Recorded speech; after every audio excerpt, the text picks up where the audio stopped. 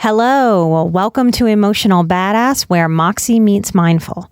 I'm Nikki Eisenhower, your host, life coach, and psychotherapist. And on today's episode, I'm interviewing Gillan Tietz from Sober Powered Podcast.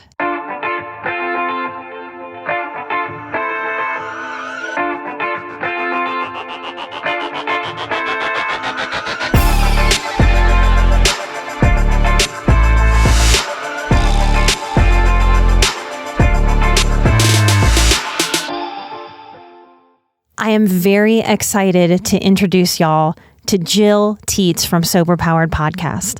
She became sober in 2019 because alcohol caused the complete destruction of her mental health, and she is here to share her story with us today. Sober Powered is a wonderful podcast. It's not just for you if you know you need to get fully sober. It's for sober curious people. Jill has a bachelor's degree in chemistry and a master's degree in biology. She works as a biochemist by day and as a podcaster by night. I'm so honored to have her here. I hope y'all enjoy this interview. Hello, Jill. Thank you for doing this with me. Thank you so much for having me. I'm really looking forward to this. Well, I am so excited. And something that my listeners may not know is that I don't let anybody on the podcast, or I haven't yet, that reaches out to me and asks to be on. I only hand select who I've allowed to be on the podcast in the almost 4 years that we've done it. And after I was on your show, I immediately wanted you on mine. So thank you for being willing to do this. Thank you. Yeah. And when you asked, I was like, no way, me? And I feel the same way. I'm very, very, very protective too. So I get that. Mm-hmm. Yeah, it's our babies, right? All right. So Jill, let me share, or let you actually share with our Emotional Badass listeners what your podcast is.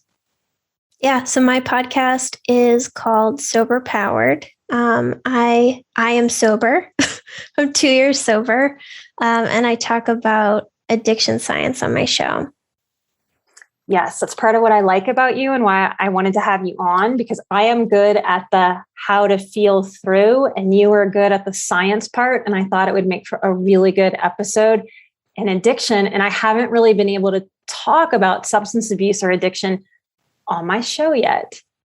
Yeah, and that's why I wanted you on my show, because the feeling part is something that I am working on right now. So you're a big help to me and a lot of other people. Oh, you're so welcome. It is hands down the best interview I have ever done because of the space that you held with me. So thank you so much for that. Wow, thank you. I have goosebumps. Thank you. I was so myself. I forgot that we were recording, and that hasn't really happened to me before. And I think that is a testament to how authentic and real you are. And I can feel that coming from you. And I trust that my listeners are going to be able to feel that authenticity coming from you too. Thank you. You're welcome. I joke about this question because when I ask, well, how did you get into sobriety? That's different than how did somebody get into mental health or how did somebody get into woodworking? We kind of know if somebody's sober, how they got into it, right? Yep. I got into it because I was extremely miserable and decided that staying that miserable was not an option anymore. Good decisions. And I think people who have never struggled with using too much of any substance or getting to that addiction point may not have an understanding that at the end of an addictive process, it's no longer fun. It's absolutely miserable. Nobody feels good, no matter what they're using. It feels icky. It's depressing. It feels gross. And that's kind of a good thing, because without those gross, icky feelings, maybe nobody would ever stop. Yeah, exactly. Without all the suffering, there's no reason to stop. And the suffering, we can tolerate a ton of suffering. It has to get really, really bad for you to consider a change. For me, my baseline was so low for so many years. I consistently felt horrible, both mentally and physically. So it had to get really, really, really bad for me to even consider giving it up. Yeah, I feel that. I talk a lot about survival mode when it comes to trauma. And I think a lot of people that drink or use drugs in a maladaptive way don't even realize that they are in a survival mode, trying to live every day through that fog, through that cloud, through thinking about that substance. I'm from New Orleans, so that is like drinking mecca of the world. So when you're around people that reinforce that and normalize it, it's hard to know that maybe there's a life outside of that, like very, very different. So let's kind of go back. Like, let's talk a little bit about like, what was your introduction to alcohol? So the beginning of, I guess, my memories around alcohol were watching my mom drink. So my dad was not a drinker, and I always thought that was weird, even back then. But he was like the one drink, like if he felt like he had to kind of guy, like if we were out with family and he was the only one not drinking. Like he never really willingly chose to drink unless he felt social pressure. He used to always like complain that he'd get like swollen feet and like feel tired. And I was like, that's weird. And I didn't understand it. And my parents had a really, really toxic marriage, and my mom drank to cope with the marriage.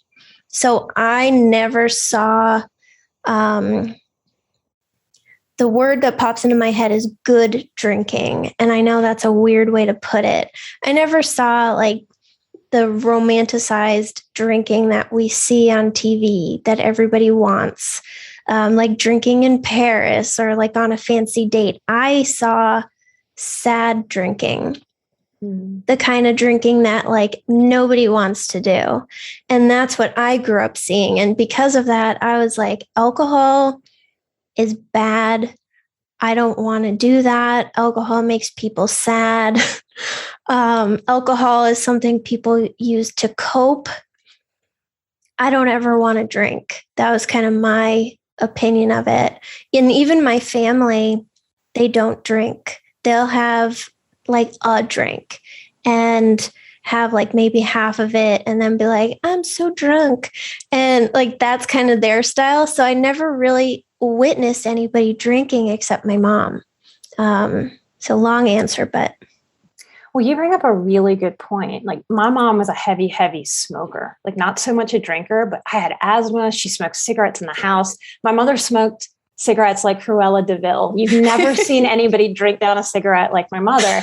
And she was a hard 3 packs a day. Like that's hard to do. That's a lot. Yeah, it's hard to do. So as a little girl, I would steal her cigarettes and I would break them and like flush them down the toilet. And then she would absolutely lose her shit in a way that I didn't understand as a little girl.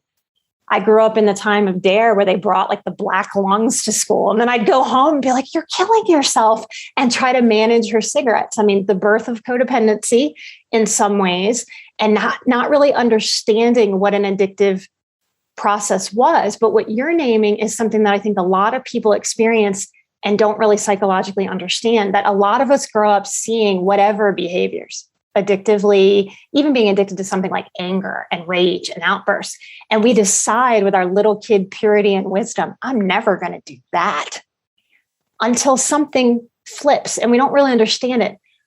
That is a way that psychologically we actually can kind of bond and try to understand that parent. And by following their footsteps, even though our younger self swore to never do it. So many people, I think, wind up giving themselves a really hard time when it gets bad or they're trying to quit. They're like, why did I do this to myself? I knew better. I didn't ever want this, and don't really understand that that's a big part of why we will repeat some of our familial patterns, even when we have the consciousness and the awareness to go, oh, hell no, I don't want that. Yeah, you just said it. And like I grew up believing that drinking was 100% a choice. And because I observed everybody choosing to drink. I saw my family, like basically no one drank. My dad chose to never drink. And I just believed like cause and effect. Like my mom was in this really toxic, unhappy situation. So therefore she chose to have a drink. And I always grew up thinking like, I'm not going to let addiction happen to me. Like that would never happen to me. I'm a strong person. I'm educated, like all these things. And I thought like, the people that you see on TV or sharing their story or something, that they allowed it to happen. And then when I started drinking and it happened to me, I had so much shame around that because I thought it was a choice. I thought it would never be me. And like you said, I grew up saying like, nope, never doing this. And then it happened. And I didn't even know like how to mentally handle that. Like my very first drink, which I think is probably the most important drink that I ever had. But my first drink, I was 18 and I was on a cruise with my family. And we were cruising to Bermuda, where the legal drinking age is 18. And I could legally have a drink on the ship. And I asked my parents and they said it was okay. So like I was doing nothing wrong. Everybody said it was okay. So I had a glass of wine and I don't think I understood like that you get buzzed. I think I always thought like adults, they can control themselves and they have a drink and nothing happens. But if you are bad and you like choose this, then you get drunk. Okay. So I got my first little buzz on, like half glass of wine, like that little flutter. And I was hit with so much shame. You're bad. You're a loser. You're a bad person. You're not supposed to do this. This is wrong. And I lectured my brother who was 16 and I was like, don't ever drink. It's not worth it. And we laughed about it later, but I think that's really telling, that instance for, my future. And then I didn't drink basically for like 4 years after that because of that experience. Oh, wow. So you didn't drink between 18 and about 22, which is almost everyone else I know, their prime drinking, binging sort of years, because that's a sad thing for our country. Maybe this younger generation is growing up a little differently, but for my age, I'll be 42 this year. We partied hard. Like that was all being an adolescent was. My own first drink, again, coming from New Orleans, was a wedding. It was very, very typical in Louisiana that if you were at a wedding, the kids got served too. I saw somebody walk away from the bar. I must have been maybe 10 or 11. I saw somebody walk away from the bar with an Irish coffee. And I just saw a drink with whipped cream on top and walked up to the bar and went, I want that. All of a sudden, my little shy self was out dancing on the dance floor and having a good old time. So that first drink for a lot of people is sort of it's a good spot to go look at. To go, what was I feeling? Because I was anxious. I was a shy kid. I was anxious. I was uncomfortable. And being able to cut loose like that, the effect of that on my subconscious, I think, to be the permission to cut loose through my teens and 20s was really, really strong. Yeah, for me, I was bullied really badly. And that's why I didn't drink. I think that's like the main reason that I didn't drink. I was bullied for all of middle and high school. So I never had any friends. Like I would have maybe an occasional friend, but I was never invited to parties. So I never had the opportunity. And that was so protective against like teenage drinking for me. And then when I went to college, I had that experience on the cruise right before college. And I was coming to college as never having any friends. So I was afraid that people were going to be mean to me there too, and that there was something wrong with me. So I just kept to myself really for the first 2 years and didn't go to any parties. I didn't go to a single college party. And that was also why I didn't drink. I just never had the opportunity. Like, when was I going to start drinking? Like by myself, alone? So yeah, that was a huge part of why I waited. Opportunity. Well, hearing you say, when was I going to drink? Like by myself alone? I noticed when I was looking at your stuff for the show that you decided to sober up in 2019. And right when I saw that, I thought, damn, girl, good timing. right before COVID hitting. Yeah, like what a good intuition, like to do it at that time, because I think more so than any other time in our lives, COVID has given a permission to absolutely sit at home and drink. And I feel like we're really seeing a resurgence in this 1950s and 60s, like just go for it. I told you, I don't think I did on your show, but after when we were chatting, I said, I've turned down other podcasts who pair a drink with the episode. Not because I'm shaming them, like they can do their thing. They have every right to do that, but because I don't want to be someone who accidentally endorses that I think that is a healthy way to be. I think that is a scary, slippery slope to have it so normalized and so, this isn't a big deal. The whole wine moms phenomenon is really worrisome to me. And not just for the people that are doing it, but for the consequences of children that are witnessing that, especially children that are stuck at home with a parent that's stuck at home. Yeah, it's the kids that are the ones having the consequences from wine mom culture, because they're growing up learning this is what I'm supposed to do. Or I read an article, I forget what it is, but they were talking about like not feeling safe or confident in your parent because you learn that they're just going to be drinking. And, they take you to your sports event or something and they have their Yeti cup and you know that there's some drink in that cup, but you don't fully understand what it, like you learn to not feel confident about your parent. And they teach you like when you have this, then you drink and it makes it better. And you're teaching them the exact behavior like that they're going to repeat, like drinking to cope, which then leads to developing a problem, not for everybody, but for a lot of people. Mm-hmm. And I don't think so. Early in my career, I have a license in addiction, specifically different than my counseling license. The criteria of addiction is so rigid to me that I like to zoom out, because I think there's a lot of people out there that will naturally, like as they get older, not have that chemical hook and be able to minimize, reduce, even have, like you said, a good drinking kind of relationship. But for the season that people take in their lives, what they're doing to their bodies, what they're doing to their minds. Alcohol affects every single organ in the body in a negative way. It ages us. I mean, there's really not a whole lot positive other than that first little feeling you get from alcohol. So it's not just drinking or not drinking, going totally sober. There's this whole range of how you can invite some harm reduction to reduce and to really take care of yourself in all the ways that means. Yeah. And I love sober curious people because we need more of them. Like there's people who can go out and have a glass of wine and they have it, all over their social media, like it's cool and fancy and they can do it and it's fine. And then there's people like me that have a glass of wine and like ruin their lives.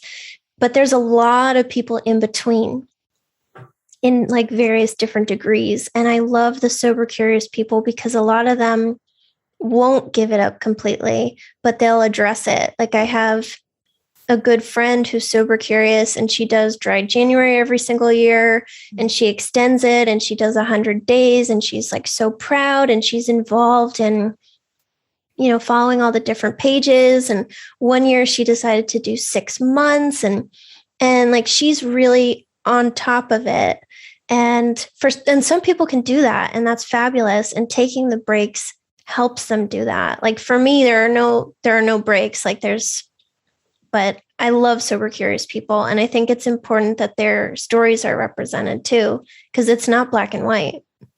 So how did you figure out to go full sober? Yeah. So the simplest way to put it is alcohol makes me very suicidal. Okay.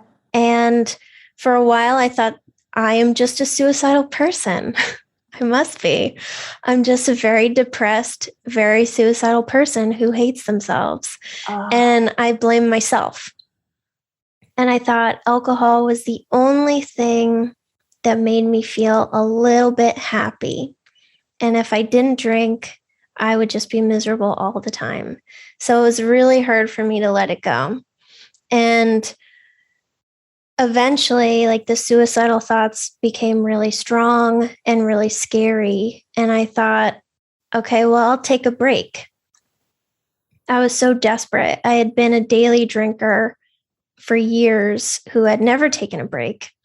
And I had tried to moderate for years with zero success, which should have been a hint, but it wasn't. And I thought, okay, I'll take 90 days off. And if I do 90 days, I'm going to be cured by the end. I just need a healthy reset. I need to my tolerance is just too high, like all of those things. And I did the 90 days and it was really hard. And I realized, like, on day 2, I wasn't suicidal anymore. Oh, wow. It was quick. And then I made the connection, I think, around day 60. Like, around 2 months is when you have like a boost of mental clarity. And it feels like you can finally see reality for the first time. And that was when I made the connection, like, wow, my drinking made me feel that way. It's hard for people to believe that, like, we all know alcohol is a depressant, but that's kind of said like, oh, the sky is blue. Like, it's just this like toss away. Yeah, we all know that, but let's pound a bunch of alcohol anyway. So you're really proving that right now, like, as a real life example of how truly depressive alcohol is. Yeah, like, in the beginning, it's not going to make you suicidal maybe, but the way that it affects your serotonin is it boosts it in the beginning, which is why I thought it was the only thing that made me happy, because it made me very, very happy on the first drink or two. And then your serotonin crashes after that below baseline. And that's when the suicidal feelings come, when your serotonin is so low from the alcohol wearing off. And I would repeat that cycle every single day and have the huge boost in happiness and then the huge crash and feeling suicidal. And I was only able to figure it out from a break. And then I still wasn't even convinced. I'm like, well, I'm never going to drink like that again. You know, that's not me. I'm not like all these other people that need to be sober. And then I started drinking again, and day 91 was actually my 29th birthday. So I thought it was a sign from the universe that I was on the right path and I would be able to moderate and all of this stuff. And I drank on my birthday. And the first glass of wine I had, like, I was almost crying, like I was holding in the tears. I was so just like happy, filled with pleasure. I was so relieved. And then I moderated for 2 months after that. And I had never moderated in my life before. And I had 2 glasses of wine on Saturday night, out on a date with my husband, and no more. And I wasn't resisting cravings. I wasn't like doing all these special things to make sure I didn't have any more. I just naturally stopped. And I was like, yes, look at me. I did it. 90 days. I figured it out. This is amazing. And then we went on a cruise with the drink package. And I told myself, it's a special occasion. You have the drink package. Drink how you want. You're on vacation. And then you'll go back to moderating. And I drank every day on the cruise. I humiliated myself so many times on that vacation. I can't even look at the pictures. Like, really humiliated myself.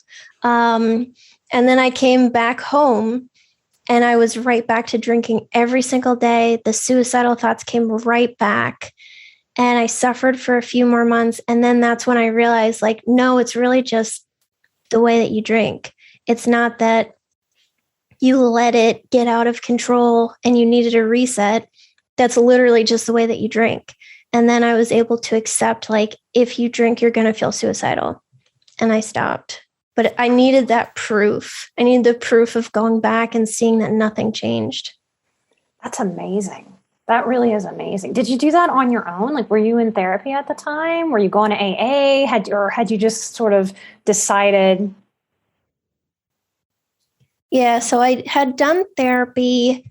So I quit at 29 and I started going to therapy at 27. And I was like, how do I know if I'm an alcoholic or not? That's what I went on the first appointment and I asked. I was so naive. I just want to go give her a hug, And I clearly wasn't an alcoholic, obviously. But I did it all by myself. I was very cranky and moody and emotional and angry and not pleasant to be around. You must have been raw. Yep. Very raw.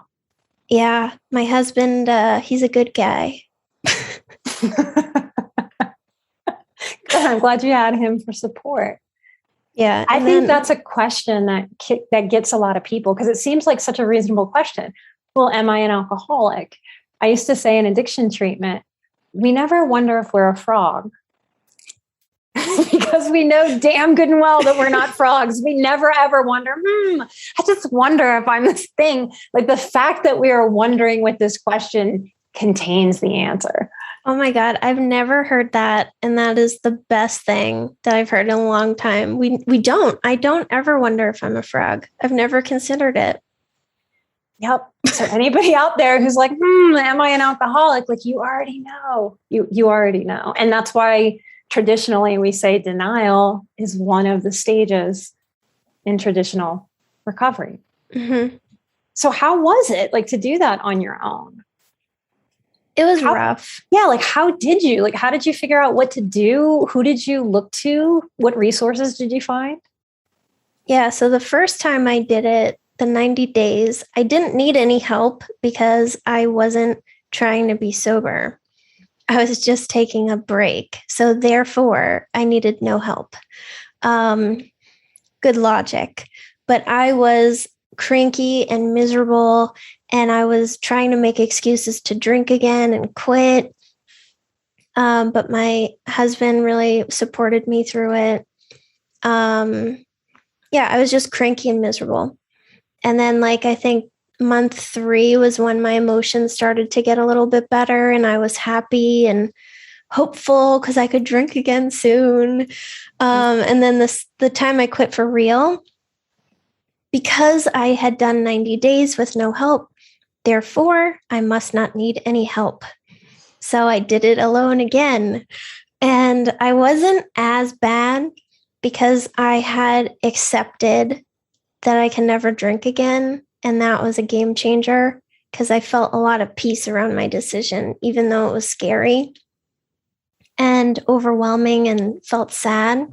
I felt at peace. Like the mental struggle was gone. Like your intuition was just like, this is what we need.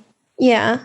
You kind of made a joke about like, haha, the logic, but we really call it in addiction treatment, the addictive logic, because wow, AA says it's cunning, baffling, and powerful. And it does. It whispers things to you like, oh, you did 90 days.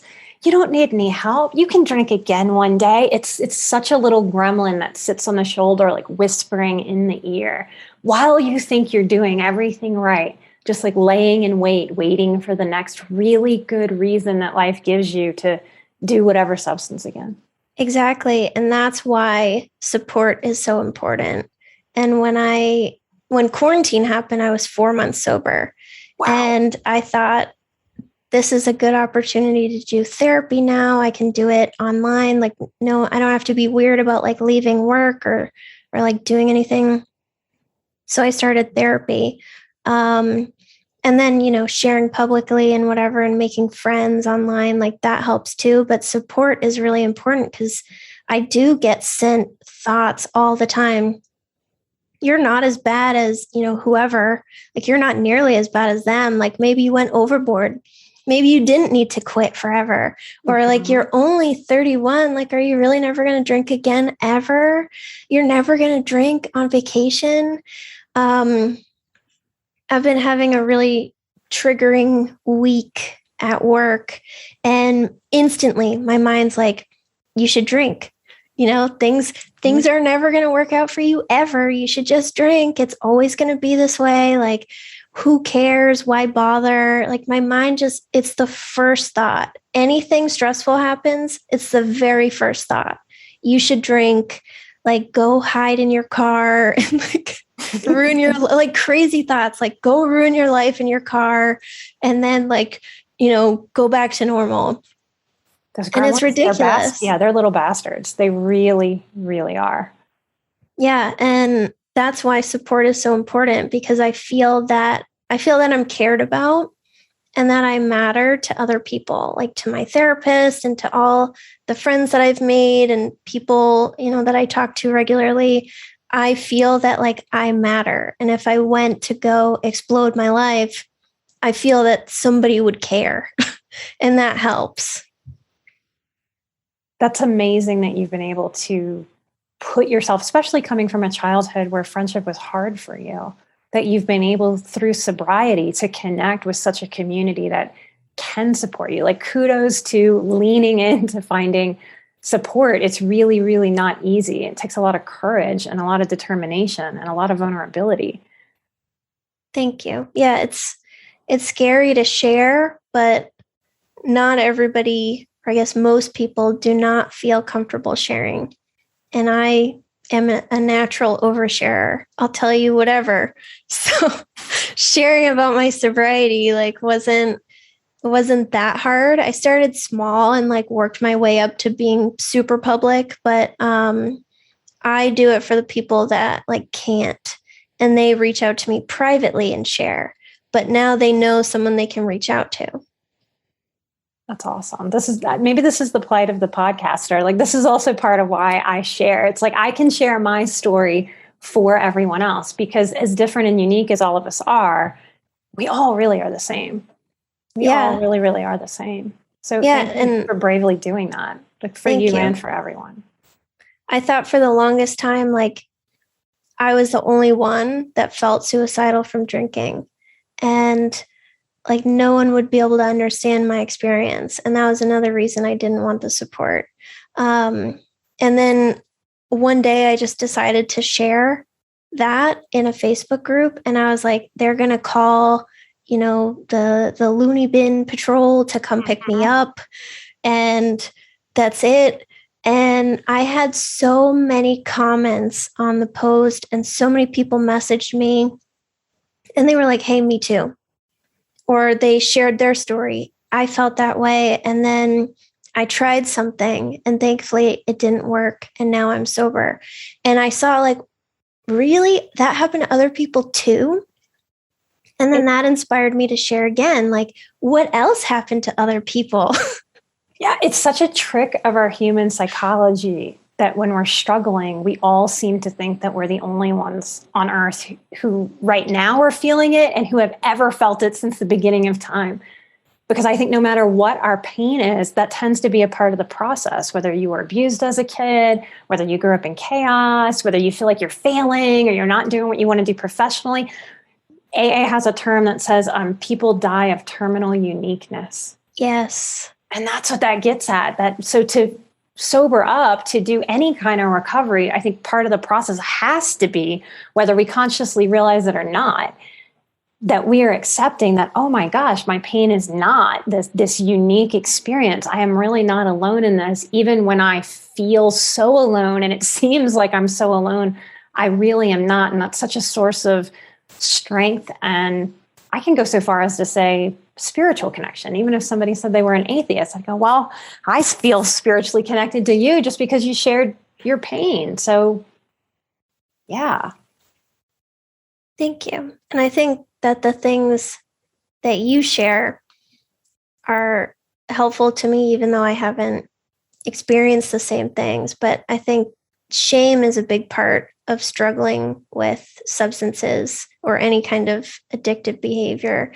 And I see people that I admire sharing things that, like, I don't know, I would expect to feel some sort of negative way if it had happened to me. And I see these women that I admire just like owning it. And it's like, well, I don't think anything badly of her for sharing that. So like maybe I'm not as bad as I think for like my own stuff.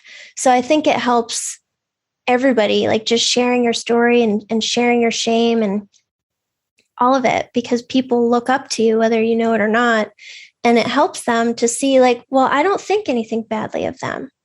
So how can I be bad if they're not bad? It's wild how strongly we can be our worst critics. Oh, it's so bad. Yeah, it's so like bad. big level. And especially if we're, I think, like high achievers, if we expect a lot out of ourselves, it's like that shame rises with those high expectations of what we expect out of ourselves. And the shame can be so thick and so deep. It really can feel like a quicksand. So that's why we need the support, so that we can grab the rope and pull ourselves out of that quicksand so we don't go down and go down hard. Yeah, shame has always been my biggest struggle. And when someone says something like negative about me, I'm instantly like, I take it right into my heart. And I'm like, oh, that must be true. And then I like base my life and my feelings around this now true thing that I have accepted. And it's hard. And it's hard to like build up that barrier where you don't let all of this negative stuff in. So that's what I'm working on in therapy right now. I think every highly sensitive person listening just resonated with what you said. That really is the process for so many of us. And that's another weird quirk, that someone else says something judgmental or shaming, and we buy into their truth about us instead of our own truth about who we are or what we're working on, or permission to grow and develop too. Yeah, I was talking to my therapist today, actually, about something that someone had said about me. And she's like, well, you know that, that's not true because, and she was listing off like some evidence. And I was like, no, I actually believe it. Like I completely 100% believe it right now. So like, even though I know those things you said are true, like, I just believe it. I just believe what they said. It must be right. Well, that's the work, right? To go from that feeling to allowing ourselves to actually know based on the grounded reality and the facts and the evidence, like she showed you, that we have, and to learn how to buy into that more than the shame. Yeah. And it's the same thing with drinking, where like those thoughts come for me, like, you're not that bad, you can do it differently this time. You've learned so much. And I can say, well, no, because I have all of this evidence that shows that I can't ever drink again unless I want to be miserable and risk my life. And I need to learn how to do the same thing, like in a positive way, for my self-image. And it's so hard to just, I don't know, to not accept shame when you're used to feeling shame. I have a hunch and a theory that we can sometimes get addicted even to the feeling of the shame coming, or to believing it and buying in. I also believe people can get addicted to chaos the way that they can get addicted to gambling. Like, you don't have to put a substance into your body. And since we are just naturally and even healthily creatures of habit, of pattern, I think our country struggles and the world struggles so much with addiction because we don't really talk about that as we're growing up, just how much we are habitual creatures. Even those of us who maybe resist having a lot of routine, we still are habitual creatures. We are creatures of patterns that we create intentionally, like driving to work every day or eating dinner every day at about the same time. Or we are creatures where these patterns just develop subconsciously that we're not aware of. So I believe that if we knew more about that, maybe younger in life, we'd have maybe more of a natural flow into paying attention to some of those addictive patterns. And maybe, like, my fingers crossed, like my hope for humanity is in the future being able to head some of the struggle and the pain and the tragedy that can come from addiction, from death and overdose, children growing up in it, getting neglected, their needs not being met. We can head so much of that off at the pass if we know more about this. It's part of why I think your show is so important. Thank you. Yeah. And you said it, like, getting addicted to chaos, because when you stop drinking, the chaos and the constant drama starts to go away. And even like your mind changes in a way that you are less dramatic. You still might be dramatic, and that's something to work on, whatever, but you are just less dramatic because you're not under the influence of alcohol all the time. And I have found other ways to introduce chaos back into my life. Like the one that I've been struggling with the most is like this weird thing that I'm doing with takeout, is that like I buy food. I know I should cook. I know it's good for me. I loved cooking back before when I was drinking. And now I'm like, let's get takeout. And it's like this exciting thing. Like it feels bad. And is it going to be late? Are they going to forget something? Like, is the food going to be terrible? Like it's so chaotic. And then you have to feel bad later. Like, oh, I should have cooked. And that's what I've been doing, is like getting this chaos back. And yeah, that's something to think about with the shame too. I didn't consider that maybe accepting the shame is my way of keeping like this chaos alive. Yes. Well, I am so grateful for you naming this right now, because it's going to help so many people. It's such a big leap for people to understand that they may be addicted. They'll tell me, I don't like chaos. That is not who I am. I don't like chaos. It's like, well, no, you don't like it. But we lean into it and we do it. It becomes a weird comfort zone, and we have to be aware of it and learn how to watch it. And that's how we really start to own our lives more, I think. When you can look at that kind of stuff and realize, wait a minute, this dysfunctional process is showing up for me around takeout food. Because that would sound kooky to anybody, right? I'm having an addictive process with takeout food. They'd be like, what? What? What do you mean? But we do. It's the whole pattern around that feeling of, what's going on right now? And for so many people, they'll try to just stop drinking and not understand we've got to teach this body and this system how to cope and not create these emotional states that the gremlin goes, ooh, this is the perfect time for your substance. And that is how we participate in that addictive logic that makes us shoot ourselves in the foot, that we have to learn how to pay attention to and change up that domino effect so that those dominoes don't keep falling the same dysfunctional way over and over and over again. Yeah. And even looking back at my life before the drinking, like there were other things that I did to make my life chaotic or to maintain the chaos. Like when you're bullied all the time, like your life is constant chaos and uncertainty and pain. And like that became my norm. And then as I became an adult, like I just kind of maintained that lifestyle, that chaotic, anxiety-filled lifestyle. And you remove the drinking and then all of a sudden it's peaceful. It's like takeout. Like, what do I do? Sugar, Amazon. Well, it sounds weird, right? That we would have to learn how to be peaceful. It seems like people would just go, oh, peace, wonderful. Let me melt into it. That's the nature of peace. I just feel peaceful, right? But peace is harder than people realize, especially in our culture. Like, it's not just our internal lives. Like, we live in what's modeled for us is absolute chaos constantly. Like in our media, in our politics, like in the way that people interact, our celebrities, like there is a constant chaos and a constant going. When triggers are studied in study after study for many, many, many years, boredom tends to be like number one. And I think it's because people don't know how to be peaceful. So if you don't know how to sort of luxuriate in a peace, you're bored, and the gremlins love that. So does that resonate with you? Like, how do you deal with boredom? Yeah, boredom is hard. And I know that's a huge trigger for people. I think for me, when I'm bored, I start to feel bad about myself. Like, I should be more productive. I should do this. I should do that. Like, why don't you clean your house enough? Or why aren't you cooking? Or, why aren't you working harder at your job? Or you should be doing podcast related, whatever. And it triggers me to like beat myself up. And I think I've been working on learning like peace and boredom are different things, even though I clearly struggle with peace.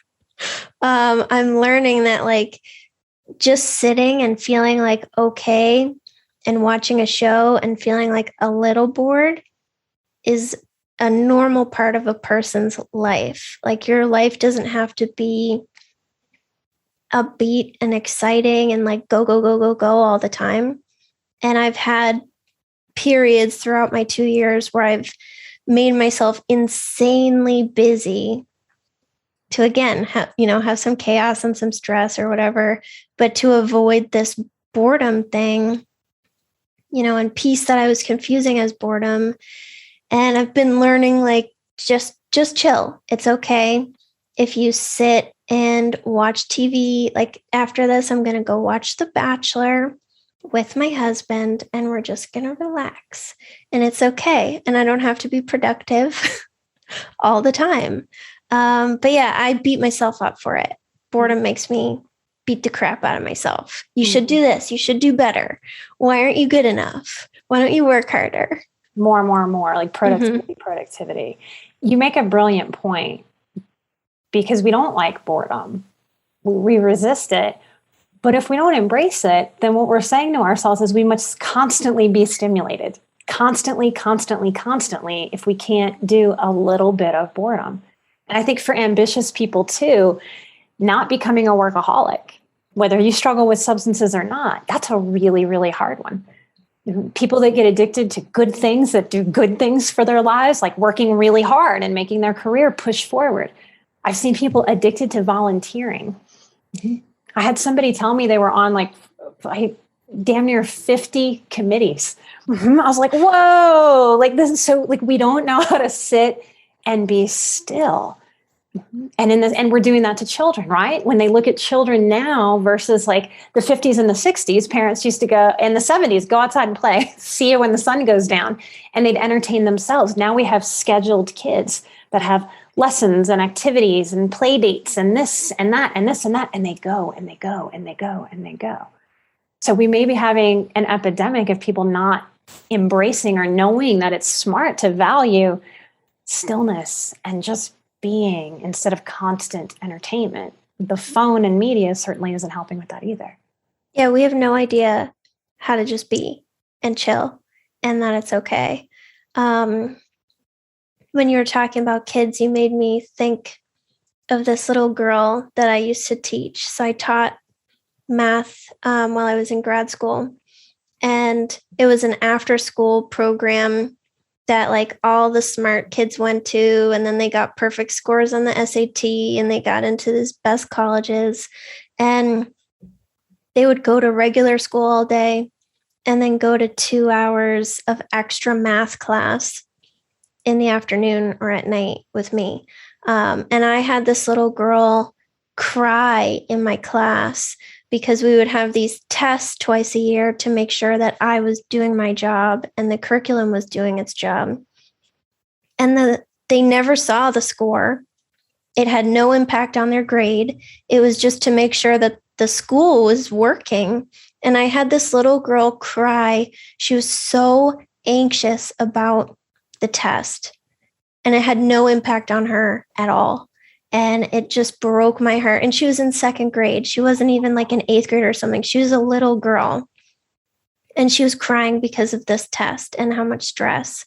And you think about, when that's her norm, feeling that way, growing up and then having a peaceful life, like how do you do that?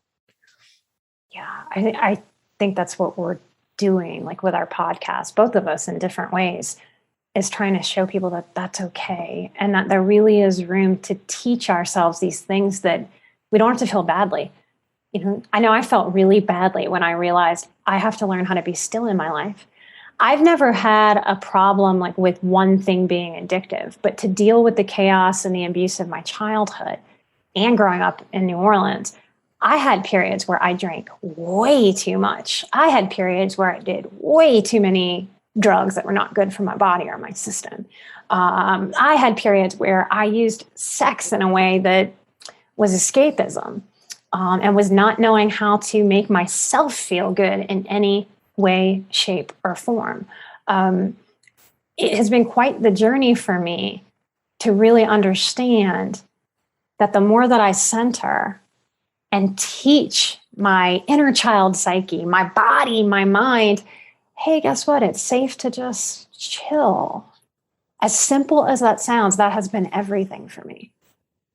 And without even trying, like the last drink I had was in February when I got married because somebody at the restaurant bought us champagne. So I am not a strictly sober person, but just by learning how to sit and be still with myself, I naturally didn't want alcohol and didn't want alcohol and didn't want alcohol until I have just grown into a non-drinker. If we could interview my 22-year-old self, my 16-year-old self, they would not believe that that was an easy process for me. And it was because somewhere along the way, yoga training plus my graduate training showed me the value in that. Like nobody I had ever grown up with showed me the value of. Yeah. And every time I come across a trigger or like a highly stressful situation, I realize like I'm still learning how to do this because my thoughts are like, you should drink, you should eat 1,000 cookies, you should get takeout, you should not eat, you should exercise for 3 hours, like all these, like you need to go on a diet. Like, did you know that you were fat? Did you know? And all these things that are like control, like I'm seeking to control my emotions and like instantly fix my mood. Like whatever you're going through, alcohol is going to fix it real quick. Like not even when you have the drink, just when you decide that a drink is coming, your mood is different. Your brain chemistry is different just from the anticipation of it. And when you're used to that, like, I don't know, doing healthy things is hard. Like I keep realizing like, I don't even know what to do. What do I do with myself besides like eating cookies and ordering takeout and not cleaning and then beating myself up for it? And I don't know what to do anymore. So it takes a long time, I think, to learn because I never knew. It's not like I'm rediscovering. I feel like I never knew. And you're at that 2-year mark. Mm-hmm. And 2 years is a very special timing in sobriety because it's like that first year, you're like, oh, everything is new. It's still very like novel. You're like, look at me. I survived my birthday. I survived the holidays. That work review, like I survived that too. And the second year is like, all right, look at me. I did it for the second time. I've really got this. And I think it's really in starting that third year where the gremlins really go, oh yeah, now it's just life. How do you feel about that? Can you speak to that? Yeah, no more milestones, no more excitement. Like the first year was like 2 months sober, 3 months sober, 200 days sober, like 300 days. So like everything's a milestone. First Halloween sober, first time hanging out with my family sober, first weekend sober, first like time going out to eat sober. And it's just, it's so exciting. Like it's like the pink cloud, like you're just high on life. And that's how the first year is. Like it's hard still, but you're just high on life. You're so proud of yourself. You're so amazing. Sobriety's the best. Like who knew you could feel that good? And then year 2, it's like, yeah, I feel pretty good. 13 months, that's great. 14 months, okay. Not really excited anymore. Like who cares that you're 14 months sober? Like the 15 months, like it becomes so random. It loses the excitement. Like a year and a half, it's like, okay, that one's kind of exciting. Like it loses the sparkle. Mm-hmm. And, Halloween, I got this. Christmas time, whatever. And you might have more triggers and you learn to get through them. And it's like, okay, I still got this. I got this. And then now it's like, it just is. No one's excited about my sobriety anymore. My husband's heard me talk about it. Like real life really sets in. It's just it's just who I am. That's it. There's no more excitement. And then that like boredom comes back, and like beating yourself up and finding new ways to beat yourself up. And so now there's no like always chasing the next one. Like I'm going to be 2.5 years sober in May, and I'm already kind of like, okay, that's cool. Whatever. It's kind of cool. But it's already like not that important. So I'm thinking like, you should get skinny and you should like do all these things. And I'm just trying to like chase the next thing. And I think this is the year that I really have to learn to just like be, and that life isn't exciting 100% of the time, or chaotic 100%. Exciting, I guess, either direction, either negatively exciting or positively. But yeah, I just have to learn. I don't know. When I went to ask a therapist when I was 27 if I was an alcoholic, I told her, like, I don't know what to do with my time. I asked, like, what do normal people do if they don't drink? What do they actually do? Like, what do they do? Because it takes up all the hobby space. It takes up all the interest. It takes up all the time. It takes up finances. Like, it takes up so very much that people are truly puzzled when they get any kind of addictive substance out of their lives. It's the same with the phone now. If I walked up to most people right now and went, I'm taking your phone. And then I said, then you're going to go stand in line over there for 20 minutes. You have to be in this line. Like, most people would be like itching and coming out of their skin at this point. Well, what do I do? How do I be in the line? What do you mean? How do you be in the line? Go be in the line. Well, what do I do? What do I do? Go be in the line until your system accepts what being in the line is.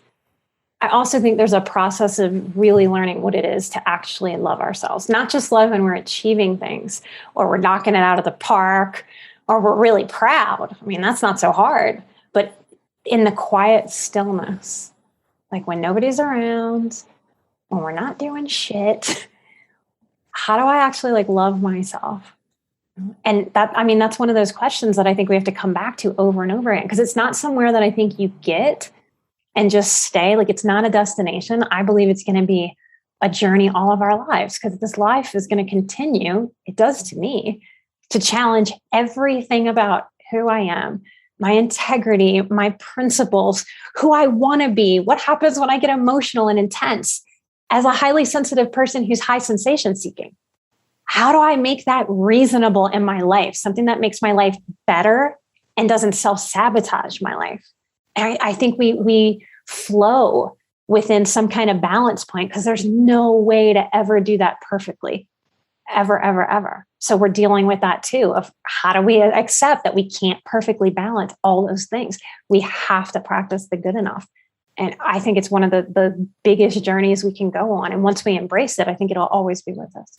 I do think it's a lifelong thing, like you said. And I feel like whenever I think I have something figured out, something happens in my life that I realize, like, oh, I guess I am not an expert at life yet.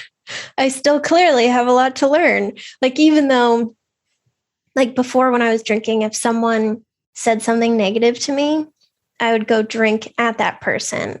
And I would like make myself feel even worse. And I would go on a rant, and I would be so dramatic and get even more upset and not sleep and not take care of myself.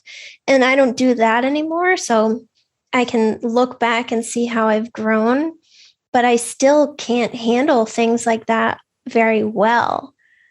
So I think I'm constantly being faced with these situations and seeing like, oh, there's some work to be done here. Like, I don't know what to do. I think that's what's happening a lot, is something happens in my life. I'm like, ooh, like alcohol, cookies, like starvation. Like, I don't know what to do here. And then figuring out like, okay, what can I do? Like, those are all on the list of like, you can't do. So figuring out like, what else is there? Again, like, what do normal people do? So let me ask you this before I ask you about the podcast. You have a science background, like you have a master's degree. Is it in biology? Yeah. Okay. So what are some of your favorite facts? Like, what do people need to know about the science? Like the part that I'm not good at and to explain, like what do you want people to know about alcohol and the brain, the body, the science behind it? So my favorite one is that alcohol doesn't feel the same for everybody. I used to look at people at the bar who would leave half a drink behind, and I could not believe how they could be so weird and boring that they wouldn't want to finish their drink. I could not understand it. And I couldn't understand why my husband would stop drinking and switch to water. Like, why doesn't everybody want 1,000 drinks? I have no idea. It's the best thing ever. And then I stopped drinking and I researched it and I was like, whoa, not everyone feels the same amount of pleasure from alcohol. Mm-hmm. Some people, it feels like the most amazing thing in the entire world. And other people, it just feels fine. And if it feels fine for you, you're less likely to drink 1,000 drinks. And there was a cool study that I thought you might enjoy. It was on morphine, but I think it can be applied to everything. Is people with a history of trauma find morphine much more pleasurable than people without a history of trauma. So they had two groups, and they had a group of people with childhood trauma and a group of people without. Everything else was equal. And the group without the trauma had morphine and they felt kind of nauseous and like they didn't really like it. And the people with the childhood trauma had morphine and they like got high off it. Like it was pure pleasure. They felt amazing. They had no like negative physical side effects. And I think that just like kind of proves the point. Like it depends on your life and the way your brain works, what you're going to gravitate to. It's not that, you know, I'm not a strong person because I can't have 2 drinks and stop. It's that you have no idea how amazing those 2 drinks feel for me. They don't feel that way for you because you can stop. Not you, the general you. Mm-hmm. And like my family that has 1 drink and like they don't finish it, like they have no idea how amazing alcohol could potentially feel. And it just feels that good for me. And like studies have shown you don't even develop a tolerance to that pleasure. Like that first drink is always going to feel so freaking amazing. Like that's why after my 90 days, I had my first drink, I almost cried. It felt so good. Mm-hmm. And that's not because I'm weak-willed or a loser or like I can't handle life. It's just the way my brain works. Like your brain just works in different ways and everyone's different. And mine loves alcohol. My body has been built to process alcohol like a champion. That's another of my favorite facts. Like I drink and I never feel bad during. I drink and drink and drink and drink. And then I go to sleep. And my husband drinks and he feels tired and he gets a headache. And some other people will drink and they'll get kind of flush or they'll feel like maybe a little like nauseous or something. They're less likely to drink because of that. That's something that's protective. But if you process alcohol great and you feel amazing the whole time, well, then you're more likely to drink. And even then, like, I never had a multiple day hangover in my entire life. So it's very easy to become a daily drinker. For other people that don't process alcohol as well as me, they might have 2 or 3 day hangovers. So they are more likely to become a weekend binge drinker.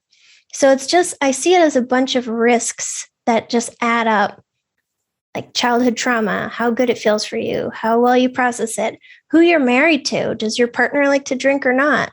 Mm-hmm. All of these things just add up to then create a problem or not. Yeah, I think it's fascinating. I want to understand like exactly why my brain works in the weird way that it does. I have a hunch that it's part brain science, body chemistry, and part psychology. I don't see how it couldn't be the combination of those things. I read somewhere a million years ago about people with anxiety liking crunchy foods. And that dinged like a light bulb in me, because if I want a snack, I've always run anxious my whole life. If I want a snack, I want crunch. And once I read that, I thought that makes so much sense. Like, you're working out that anxiety and like crunching and crunching. So very often I think, instead of like drugs and alcohol, bad, if we step back and look at like, well, why am I doing this? What might this be doing for me? Like, one of the reasons that people make fun of Freud in psychology is because he said, well, if you were shy and socially awkward, how about some cocaine? And he's not wrong. Like, he is not wrong. Like, that works for social anxiety. So if you struggle with that, it would be more likely, if that's a drug that you have tried, that would become your drug of choice. That is why it's not just everybody who tries alcohol, everybody who tries heroin, everybody who tries cocaine jumps off the cliff with that substance.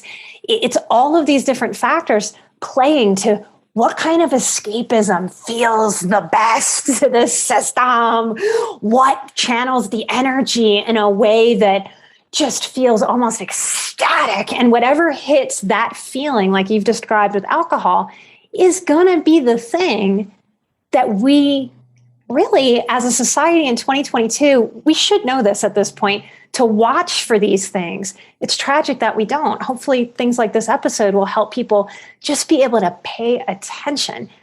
We all know some people that cannot put the phone down and have to be in front of a screen. Like, that's something to look at. What is that doing for me? How do I manage that? So we can kind of flip-flop it and go, wait, why is this the thing that I'm into? Am I socially awkward? Is that why cocaine is my thing? Oh, then maybe I can work on that kind of social anxiety and awkwardness with a therapist, and that can help diminish that drive and that desire, that craving for whatever the substance is. So that's why we pair therapy with recovery, so that we can figure those things out as we're going and really support our own recovery and growth process, instead of, it's another AA term, white knuckling it, like holding on to the steering wheel and just, I'm not drinking, I'm not doing the substance, I'm doing the thing, damn it. Everyone tell me that this is good enough.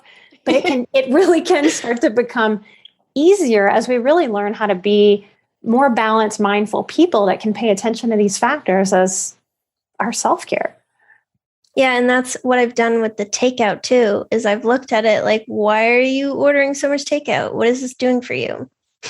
Can you, like, do you have to get so much takeout? Can we do something about this? But like, getting curious about, what is it doing for me? Because you wouldn't do it if it wasn't doing something for you. Yes. And that's missed when we just go bad, shame. That shouldn't be happening. That's too much. There really is some information there. So anybody who's out there thinking about this stuff and looking at their own behaviors, step away from that judgment or that shame. See if you can like lift it up and put it to the side for a minute and just be curious about what that pattern might show you, because there might really be some valuable information there for you. Yeah, it's so important. And that's how I look at everything, like all my instincts, like, drink. Oh, I can't do that. Eat 1,000 cookies. Like, obviously everyone knows why I want to eat 1,000 cookies. And then the new one, like, starve yourself. Don't eat it all today. And then I think, like, why would I be wanting to do that? Well, because that makes me feel very controlled, and I feel accomplished for eating 0 calories for the day. Like, I can analyze it more, and then it reduces the power that thought has, because I understand it better. Yes. Well, we know this with food too, food and sugar, from the ACEs study, that a lot of people who carry a lot of weight and food, what they're doing is they're cushioning themselves from the world. And if you can understand that, that can give you such a light on the path of where you need to go to start taking care of yourself and your own inner child, and to get more balanced in all the ways. Mm-hmm. All right. So tell us a little bit about your podcast. Like, how did that start? When did that start? And what do you want my listeners to know about your podcast that I highly recommend to all of you, not just people struggling with substances? Thank you. So when I stopped drinking, I was convinced that I was a loser who chose to drink that way and had no self-control or anything good about myself. And I wanted to understand, like, is that actually true? Is my husband just a better person than me? And because I'm a biochemist during the day, I knew where to find whether that was true or not. So I started reading the literature and learning about it. And that became my new hobby, or a hobby, because I never had hobbies before because I would just drink. But then I think I was like 8 months sober, and I woke up one day and it was helping me so much to let go of like, you are bad. You are a loser. This is your fault. That I woke up and I was like, everyone needs this information. I am, spending a lot of time on this. I'm very capable of digesting it. And not everyone has the time or educational background to commit to finding this information. So I thought, like, how can I share this? And I was like, well, you could write a blog. And then I was like, do people read those? I don't know. I don't know if people like those. And then I thought, you could do a podcast. Those are cool, but I had no idea how to do it. And then I was like, you could also do a YouTube. And then I was like, ooh, Cameron, no. And I was like, okay, podcast. And then I just figured it out and I just put it out there. Yeah. And I think it keeps me sober too, because I don't know, I have like a purpose. It's an ability. Exactly. Yeah. And I know that my podcast helps people. And even if I have, a stressful week or I have personal stuff going on, like they kind of keep me motivated and going, which then helps me because then I maintain healthier habits. I think that's really how it works. I think when we give in the way that you do and the way that I do on the show, yes, we're supporting other people, but it also supports us. It really, really does. It's an accountability and a groundedness of, oh yeah, this is what I'm here for. I'm living out this purpose. And it transforms. When you take your pain and you transform it into something useful, I don't know that there's a better feeling on the earth. Yeah, that's the best way to put it, useful. Because all the shame and hating myself and, blame and whatever, that's not useful at all. But I've taken that and, I had to suffer for a while along the way to get to this point. But now I'm in a place where I can present this information to other people and explain to them, it's not your fault. It doesn't mean that you suck or that you're a loser or you're selfish or anything. And I can help people. And that helps me knowing that I can have an impact and like all of those years weren't like wasted, because that's something that I struggled with too, that I've like wasted so many years of my life drinking or just like being bullied or being miserable or something. And it feels like it's all come together to make me who I am to then like help other people. I think that's a big bit of truth right there. That when people finally kind of pull their head out of the substances and start looking around, that there's a massive grief process. I think that's often why people go back. And that's part of what makes recovery and change so hard. So if we can know, we really do have to allow ourselves to grieve, to go through that anger process, to go through that maybe even depressive process as we realize and let go of the denial of, oh my gosh, I have spent my precious life force in this way, and that does not respect me, doesn't respect my goals, it doesn't respect my ambition, does not respect my heart, doesn't respect my mind and who I am and what I want out of my life. Why did I do that to me? And that becomes such a big part of the process of forgiving ourselves as we turn this into something useful. Exactly. Yeah. And it's never too late to make a good change. I have people that reach out to me in their 70s. Yep. And they're making a change. And who cares if you only have 1 year left or you have 40 or 60, Do you want that, however much time that is, to be good? It's never too late. And anybody can give that to themselves. Anybody. Mm-hmm. Anybody. Oh, Jill, thank you so much for sharing yourself. Thank you for having me. You're so very welcome. I'm willing to collaborate with you, have you on again, do whatever you want. I'm a big fan. Oh, thank you. You are welcome. Find Jill at soberpowered.com. Find the Sober Powered podcast anywhere you download podcasts and follow her work, y'all. It was one of the best interviews I've ever done. So there's an episode with me getting interviewed by Jill, and I'm so happy that she was willing to come on the show and share herself with all of you. I'm an emotional badass. Jill's an emotional badass. And you are an emotional badass. And together we are where Moxie meets mindful.